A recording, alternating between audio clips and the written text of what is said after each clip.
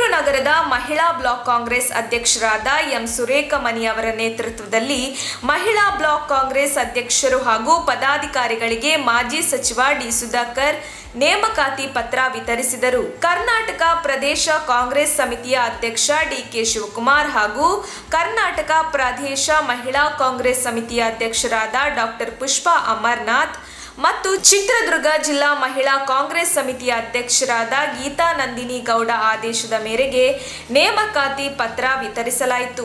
ಹಿರಿಯೂರು ನಗರದ 31 ವಾರ್ಡ್ಗಳು ಹಾಗೂ 31 ಗ್ರಾಮ ಪಂಚಾಯಿತಿಯ ಅಧ್ಯಕ್ಷರು, ಉಪಾಧ್ಯಕ್ಷರು, ಪ್ರಧಾನ ಕಾರ್ಯದರ್ಶಿಗಳು ಹಾಗೂ ಪದಾಧಿಕಾರಿಗಳ ನೇಮಕಾತಿ ಆದೇಶ ಪತ್ರವನ್ನು ನೀಡಲಾಯಿತು.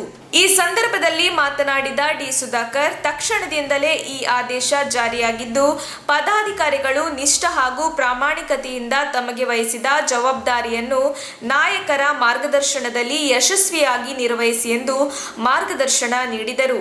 ಈ ಸಂದರ್ಭದಲ್ಲಿ ಬ್ಲಾಕ್ ಕಾಂಗ್ರೆಸ್ ಅಧ್ಯಕ್ಷರಾದ ಕಾದಿ ರಮೇಶ್, ಕಾಂಗ್ರೆಸ್ ಪಕ್ಷದ ಮಹಿಳಾ ಬ್ಲಾಕ್ ಸಮಿತಿಯ ಅಧ್ಯಕ್ಷರಾದ ಎಂ ಸುರೇಖಮಣಿ, ಅಮೃತೇಶ್, ಮಹಿಳಾ ಕಾಂಗ್ರೆಸ್ ಸಮಿತಿಯ ಅಧ್ಯಕ್ಷರಾದ ಎಂಎಸ್ ಗೌರಿ ಮುರಳೀಧರನ್, ಹರಿಶ್ಚಂದ್ರ ಘಾಟ್ ಲಕ್ಷ್ಮೀದೇವಿ, ಮೇರಿ ರೋಡ್ ಜೂಲಿಯೆಟ್ ಮೇರಿ, ಸರಸ್ವತಿ, ಬ್ಯಾಡರಹಳ್ಳಿ ಗ್ರಾಮ ಪಂಚಾಯಿತಿ ಅಧ್ಯಕ್ಷರಾದ ರೂಪಾ ಸಿ, ಕಂಡೇನಹಳ್ಳಿ ಗ್ರಾಮ ಪಂಚಾಯಿತಿಯ ಕಾಂಚನ, ಹರಿಯಬ್ಬೆ, ಗ್ರಾಮದ ಶ್ರುತಿ ಡಿಎಸ್, ಹಿರಿಯೂರು ನಗರಸಭೆಯ ಹಾಗೂ ಐಮಂಗಳ, ಧರ್ಮಪುರ, ಜವನಗೊಂಡನಹಳ್ಳಿಯ ಎಲ್ಲಾ ಗ್ರಾಮದ ಪಂಚಾಯಿತಿಯ ಬ್ಲಾಕ್ ಕಾಂಗ್ರೆಸ್ ಪಕ್ಷದ ಸದಸ್ಯರುಗಳು, ಮುಖಂಡರುಗಳು, ಜಿಲ್ಲಾ ಪಂಚಾಯತ್ ಮಾಜಿ ಸದಸ್ಯರಾದ ಆರ್ ನಾಗೇಂದ್ರ ನಾಯ್ಕ್, ಅಮೃತೇಶ್ವರ ಸ್ವಾಮಿ ಸಹ ಉಪಸ್ಥಿತರಿದ್ದರು.